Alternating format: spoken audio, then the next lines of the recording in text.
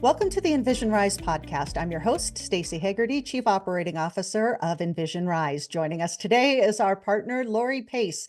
Lori is the founder of Changing Paces International. Good to see you again, Lori. Great to see you. We're going to talk about one of my favorite things and one of your favorite things, and we're going to talk about third places. So third places are those places that we go that aren't work and aren't home. And we're going to talk about it in the context of work. So really, we're talking about things like conferences and offsite meetings and team building and company parties and all of those things that are really great at generating teamwork, generating camaraderie, hopefully. When it's conferences, hopefully people are walking away with new information and new ways of thinking. But you just got back from a big trip to the Philippines, right? Yes, And you indeed. were working with some luxury travel places. Talk to us about what was that like? What were some of the focuses? What are some of the things that you learned? I realize those are a whole lot of questions, so take them any Yes. way you want. No, gladly I'll take them. And I'll set the stage a little bit because the conference included a tour speaking with other speakers as well. So we all came from different parts of the world. So we'll say our third place was our client, which was at a luxury hotel. And then we also include philanthropy. So let's say that was a second part of the third place because we were working together doing philanthropic work in a charity that really the tone was set based on the energy that we were bringing. And also, more importantly, we were feeding off of the energy of the orphans, for example. So I literally, within a couple hours, got to see us show up differently, professionally being on a keynote speak stage versus literally the opposite to be true with us rolling up our sleeves and working there.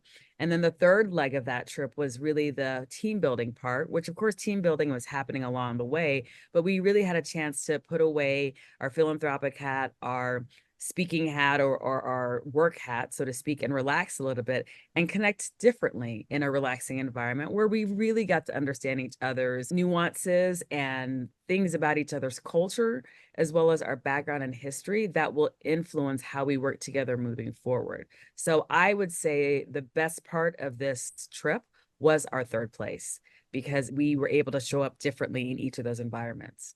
That's such an important part of third places, that it's supposed to be a place where conversation is the activity that you're doing, that Yeah. connecting with other people is the purpose of the place. So whether that's at a restaurant, at a coffee shop, if it's at a park, if it's at a conference, that yes, there may be some other purpose there, but that chance to connect with other people is something that we just don't get in an office environment. We're so busy. We're so distracted by the next meeting, this email, a report is Yes. due, whatever.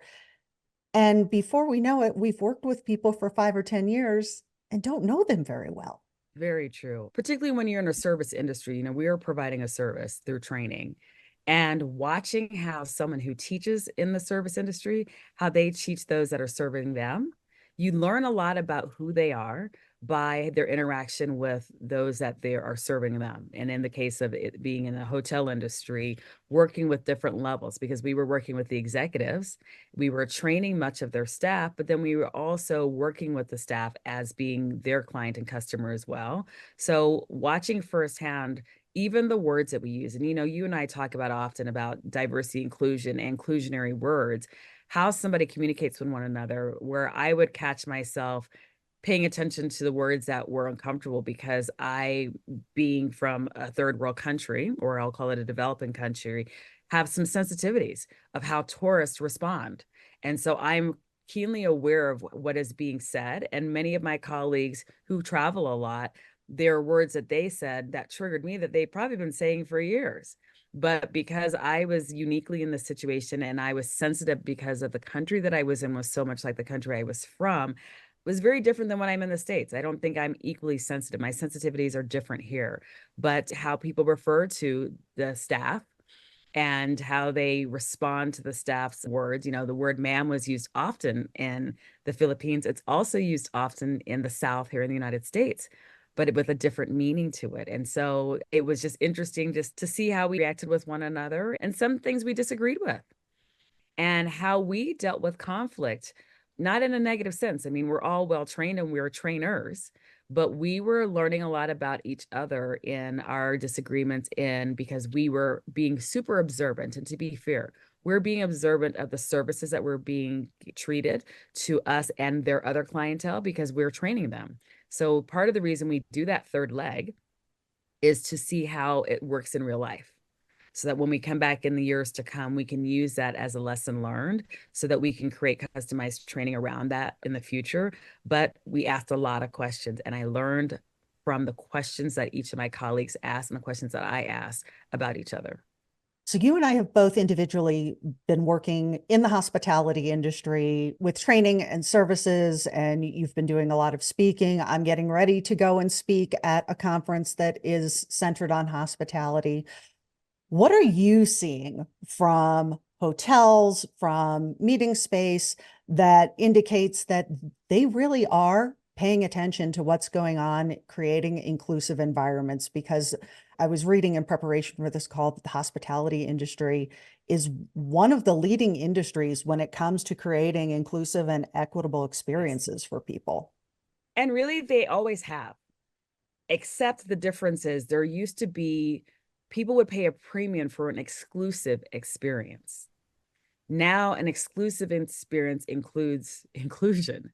And so, for example, now we are focused on, particularly in the hospitality industry, immersion experiences so that you are part of the culture where you are and you're bringing in reflections of the culture there. So before it was you're on the resort, you leave, it's a whole different world out there. Now the world that's outside of the gates or the resorts or the office buildings and the boardrooms are coming into those spaces. And so now you're seeing reflections of arts, you're hearing the music that's being used around. The food experience becomes more tactile and is reflective of the area where you are. And I think why the hospitality industry has been a leader in that is that they used to try to create something unique in terms of a brand, whereas now they're really working directly with the environment that they are. The same using examples of some of the larger chains. While they have a standard in every location, now you're seeing some customization. And I think why hospitality is done well is that they recognize the customization is what makes the experience better for those who are there. Not so much everything looks the same, whether you're in Italy versus Compton, California. I love the idea of bringing in the local culture into the experience of someone who's traveling, because I travel a lot for work. And there have been a lot of times where I've woken up in a hotel and gone, what city am I even in? Happens all the And time. that doesn't feel good. And a lot of times when people hear, oh, you get to travel, that's so great. Like, I mean, it is, but it's also one airport to one hotel to whatever. Convention center, yes. Yeah, I could be anywhere really, Yes. except if there's a palm tree or if there's a mountain. Yes. It doesn't matter a whole lot. So when people are traveling for their personal lives, having that experience of culture in the place that you're visiting is so important. And I also think that we need to talk about what that does for the local economy. I know Oh, some yes. places that are developing countries, there's a struggle between tourism and what the tourists see and what the people who actually live there experience as their lives. So was there any talk about the impact that tourism has on the local economy and on local culture? Yes, and we spoke of it more from the executive level, but I will tell you the whole concept of our global workplace is the number one topic. And what does the global workplace mean? So, for example, innovation and the global workplace. Shared rides has changed the experience that someone has the moment they go into another country, another city, or even another community. Because from one space to the next, that transportation experience, the exchange that you have with dialogue with the person that's there, that did not exist before because through unionized transportation, like similar to what you described with the hotels, they were limited to what they can say, do, or even talk about. And so now people are talking to locals or residents of an area and they're asking them questions about the area and they have permission to do that. So that's impacted hospitality because before you even show up, to the conference room, the hotel, you're experiencing the culture because of the shared ride experience that we've happened. Even with the transportation going to and from, it's very intentional now and intentionally spontaneous, because most of what people love with immersion is the spontaneity of it. And I think organizations have recognized that there is something sweet in staying in that spontaneity, that everything can't be overplanned. And so planning the experience and letting a little bit of that go, allowing for people, staff, individuals having dialogue. People are more likely to approach someone, even if someone's cleaning your room. It used to be, it was us and them. This is the staff. I'm a business traveler. Now people are more comfortable with saying, where are you from? How many kids do you have? And having a conversation. And I know I'm intentional about that now, because as a workplace globally, we have given ourselves permission to be human and humanize our experiences. And I think that is the key in inclusion, is just going with what you naturally do in your instinct, going back to your infancy age of just experimenting, tasting new foods, being curious. We are giving ourselves permission to be curious. And that's what inclusion is about, is embracing, leveraging, and celebrating curiosity. So in a past life, many years ago, I used to own a restaurant with some other people. And it was a fusion restaurant, and we had all these weird names for stuff. And there was a really interesting bar menu. And what we found was that when we were hiring wait staff, we needed to be really mindful of, are these people who are going to be serving our diners able to make people who may be feeling a little uncomfortable in this new environment with maybe words they don't recognize or flavors they haven't experienced before? Do we have wait staff that's going to make them feel inferior about that? Or do we have wait staff that's going to bring them into the experience of this and kind of act as a tour guide a little bit? And we were very intentional about, we don't want anybody to walk in and feel like, okay, this place isn't for me. It's too pretentious. It's too many foods I don't know. It's too weird. We wanted somebody who would be able to come to the table and allow for a conversation about that. I'm assuming there was probably a lot of that kind of conversation going on as well, especially for people who are traveling internationally, whether it's the first time or the 10th time. Yes. And for me, this is the first time I've worked internationally. I have traveled internationally, and that's a very different feeling, because you go with intentions to let loose. No one knows me here. I can be somebody different. When you're working, you really are wearing different hats of yourself personally and professionally, because you are personally adjusting. And then how do you adjust to who is around you? And I was with well-traveled individuals who, they had done a lot of the, from the money exchange to all of those different things that I learned from my colleagues. That also was one of those things that built a sense of comfort working with those individuals. But like you said, the inclusion part of it was, it's in my nature, because of the work that I do working in inclusion, was to ask a lot of questions. And oftentimes people would say, well, how did you know that? And some of these people had been to these same locations year after year after year, but we asked different questions because we have different experiences, and that dialogue, having open dialogue around it. But I'm very purposeful about asking personal questions in professional environments. And I think that is the secret sauce, is making your professional environment very personal, because it's a benefit, it's mutually beneficial. Even when it's crossing the line, you'll know where the boundaries are and when to step back.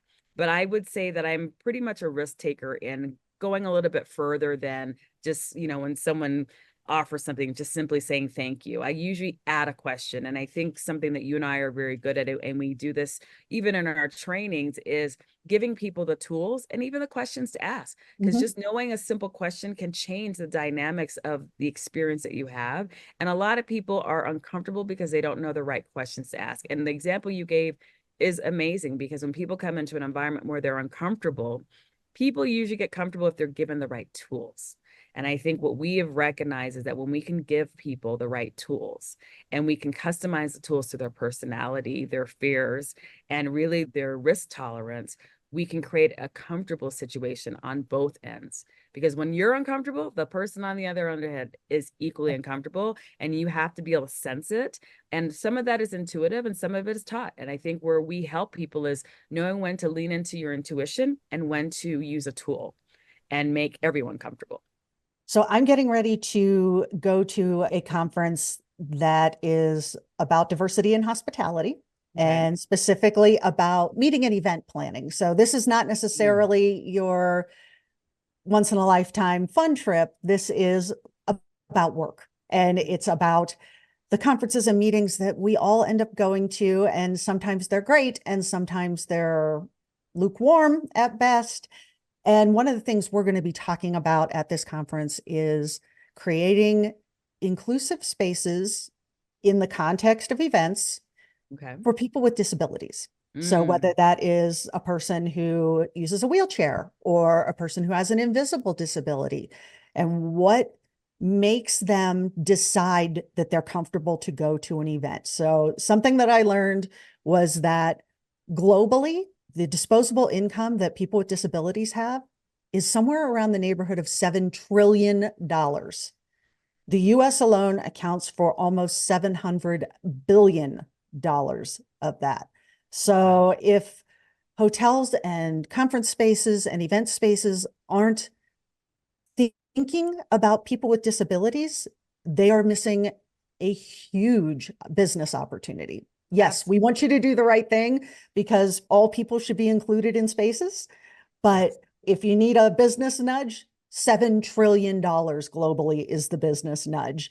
Did you happen to hear any talk on your trip about being accommodating, not just accommodating, I suppose, inclusive to people with disabilities? We didn't specifically, but you're actually speaking about me myself. So I'm dyslexic and I'm learning now as I get older. There's different areas of what we're calling the spectrum that now that I recognize it, I can say that's me. Mm-hmm. But because I was in a country where it was a different language, if you don't speak that native language, you're already naturally having to accommodate. But because words are challenging, even in my own native language, because of what it does in my brain, it's interesting how I processed things being in a conference where there were other languages that I was hearing in the background as I was training, and also that level of communication, just really with eye contact. But the other thing that's interesting is that I also noticed the accommodations for mothers, for example. In the United States, oftentimes you have one room that's set aside for physical disabilities. Well, if someone knows that going into a conference, they don't want to be the only, because what if they show up to the conference and that one room's not available? It Mm-hmm. changes their entire experience. And so, just the industry, while we didn't talk about it, I think people are naturally going that way because, again, someone who's physically unable to perform certain things are now just being invited to participate Mm-hmm. in this conference or these dialogues. And so now people are hiring. So now where you may have 10 companies, and out of 10 companies, you may have one person that had a physical challenge. If everyone is hiring differently and everyone is bringing someone that has physical challenges, you now have 10 people who need one room. And so, as we work with meeting planners and we work with conferences, thinking about if we are changing this globally and with companies, every year we're going to have a different set of accommodations that are needed. And that actually should be the goal. The Mm-hmm. goal should be that every year we are finding how can we raise the bar? How can we create a better experience for someone? And how many different people are we bringing into the room, into the industry? Because if we're doing our jobs correctly, we should be continuously changing and leaning into that change. And that change, particularly when it comes to abilities, whether it's being sight, whether it's hearing, whether it's physical, or whether it's on the spectrum. In my case, sitting in a conference for 3 days is painstaking, not just your typical, it's all the words, all the people, all of those things makes it really difficult for me to focus after day one. And when you have a meeting planner that gets that for others, they change it. So, quick example, there were long breaks between each session in the Philippines.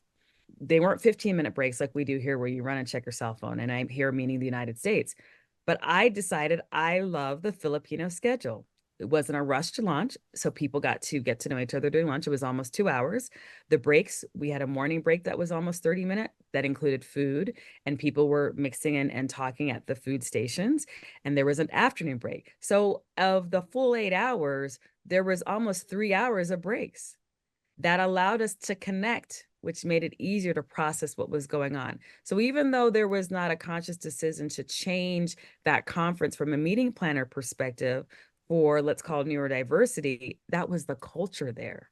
And so now when I am working in an all-day training, I am now going to implement that as a recommendation to do similar breaks like that. And all of the food in each of those breaks were reflective of where we were. So I, as a speaker, got to experience that culture, even just in the food itself.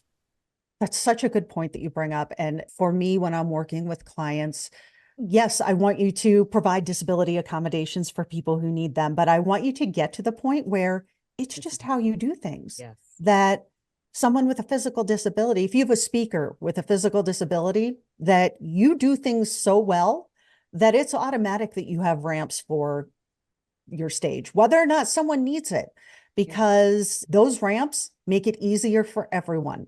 That Yes. people know that if they are attending a conference and they have food sensitivities or food allergies, that they just know that this place, wherever it is going to do it well and going to do it right. Yes. Because they, yeah, I register for conferences all the time and they ask, do you have any dietary restrictions? I'm a Which vegetarian. I hate to interrupt, but that's Yeah, new.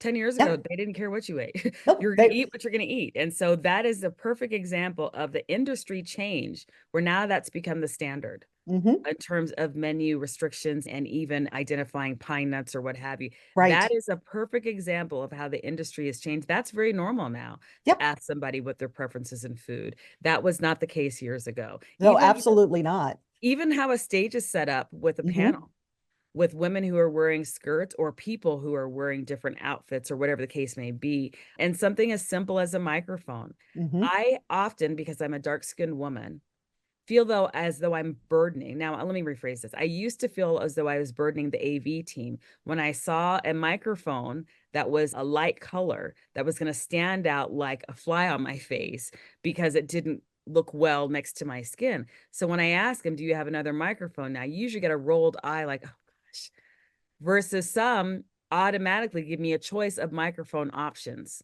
Not only handheld versus a lavalier, but they're also thinking about my complexion. So I Mhm. don't feel as though I'm a burden and I'm putting them out or they have to run to the store. They know in advance that we have many different types of speakers than we have in the past. So they have a range of ways to accommodate myself as a speaker because if I'm not comfortable, I won't present in a way that I feel comfortable. And it changes my experience with the audience as well. And the audience picks up on when something's not right. That's such a good point that, obviously organizations spend a lot of time and effort putting together their program. They want their speakers to not only have a good experience, but to give their attendees a good experience.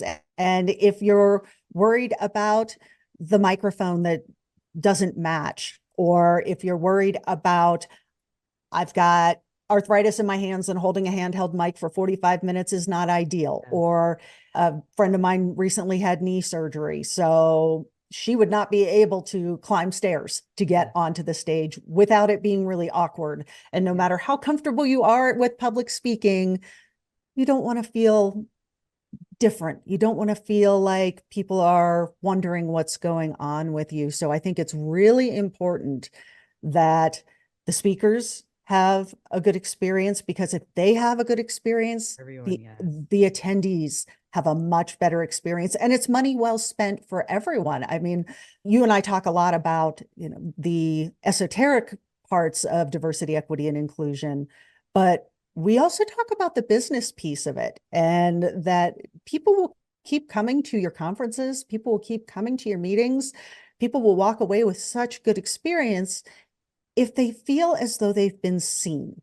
And, Absolutely. Seen, like yes, it, 100%. I was mentioning I'm a vegetarian. I always click vegetarian on the registration form. And probably 80% of the time, if it's a plated meal, I don't end up with a vegetarian meal and I end up spending the first 20 minutes of dinner trying to flag somebody down to get the right meal. And it's fine. I understand that it's not always easy when you've got 300 people for a plated dinner to get it right. But I am seeing some more creative ways for people to make sure that they don't get something that they can't eat. And it's one thing to go without dinner, big deal, right? But for some Well, people, it's not. It can be a big deal. And so you said something that is so key. And as diversity, equity, and inclusion training has been challenged over this past year and will continue to be challenged, you said something that often people forget. It's not so easy. And when you are the person who feels you're putting somebody out and you're making it difficult for them, that feels some kind of way. Mm-hmm. And if it shows up multiple times throughout 1 week, by the end of that conference, it's exhausting, mentally exhausting. And so you talked about that third place. So by the time we go to our meet and greet with the group, if I felt like the whole day I've been asking for special accommodations, I'm not the same jovial person that I am, because Right. everybody's letting loose because all day long they've been accommodated. And I'm not talking about my physical appearance. There's all these other things. And so when you talk about that third place, people show up differently depending on what their experience is from the moment they got into the hotel or the conference, the moment they started having meetings, and all of those experiences. It's just like chipping an ice sculpture. By the time you get to that of their third space, people are taking down shots because they just want to be relax, they want to be themselves. And the opposite is true. Some people, like you mentioned before, the difference is that you can't see that overstimulation. When someone says, and we're getting together for dinner tonight, and then we're going to go dancing, and someone's been overly stimulated, they're not going to be their best self. And us not judging what's for someone to say that either I'm not a drinker, or I don't want to go dancing, or I don't even want to join you for dinner, doesn't mean that I'm considering myself to be standoffish and that I don't want to build. But in order for me to build with those individuals, that person may need that night off so that they can show up differently for the next conference. So that third space for some people, and there are conferences now that have quiet rooms for overstimulation. Again, something new to the situation. But even traveling with groups, not everybody feels comfortable traveling with a group of people from excursion to excursion or what have you. So for many people see this as we're adding all these extra layers to industries because of all the accommodations.